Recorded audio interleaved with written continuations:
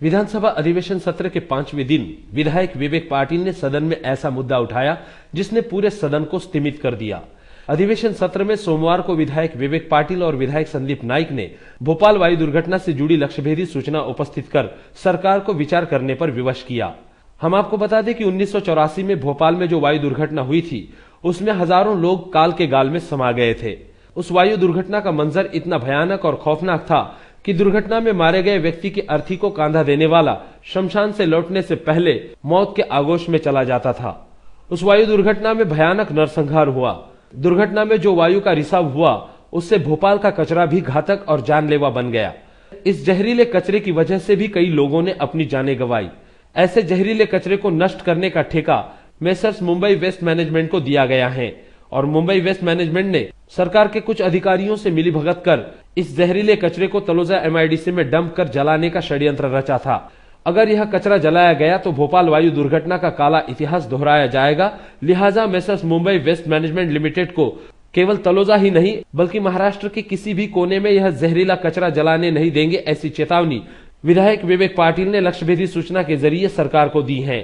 सोमवार को सदन में इस मुद्दे पर जोरदार बहस भी हुई। इस बहस के दौरान विधायक विवेक पाटिल ने सरकार को इस बात से अवगत कराया कि अगर भोपाल वायु दुर्घटना का जहरीला कचरा तलोजा में जलाया गया तो पनवेल, उरण और नवी मुंबई के नागरिकों पर जान गंवाने का खतरा मंडरा सकता है।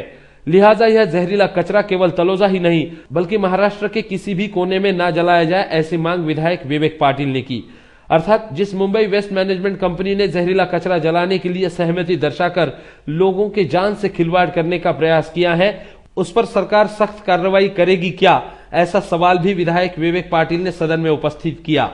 श्री पाटिल द्वारा उपस्थित किए गए इस प्रश्न के जवाब में टिप्पणी करते हुए राज्य के पर्यावरण मंत्री संजय देवतले ने कहा कि उपरोक्त जहरीला कचरा राज्य में किसी भी जगह पर जलाने का विरोध राज्य सरकार करेगी, मगर मुंबई वेस्ट मैनेजमेंट कंपनी को जो कारण बताओ नोटिस जारी किया गया है उसका जवाब आने के बाद ही कार्रवाई के बारे में सोचा जाएगा।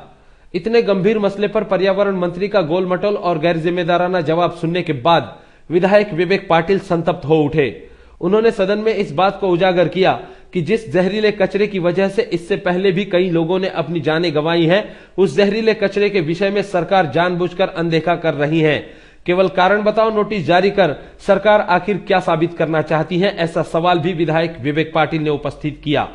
श्री पाटिल की आक्रामक भूमिका को देखते हुए महाराष्ट्र नवनिर्माण सेना के दल प्रमुख विधायक बाला नांदगांवकर, शेका पक्ष के वरिष्ठ नेता विधायक गणपतराव देशमुख आदि सहित विपक्षी दल के सभी विधायकों ने सरकार की कड़ी शब्दों में आलोचना की। विधायक विवेक पाटिल और विपक्षी दल के तेवर देखने के बाद विधानसभा अध्यक्ष दिलीप वलसे पाटिल ने इस बहस को स्थगिति देते हुए सरकार को निर्देश दिए कि सरकार इस विषय पर सदन में विस्तृत जानकारी पेश करे। मगर एक तरफ विपक्षी दल महाराष्ट्र की जनता से जुड़े गंभीर मसले पर आक्रामक हो उठा था, वहीं दूसरी तरफ अपने आप को पनवेल का लोक प्रतिनिधि मानने वाले विधायक प्रशांत ठाकुर इतने बड़े गंभीर मुद्दे पर सदन में चुप्पी साधे हुए बैठे थे।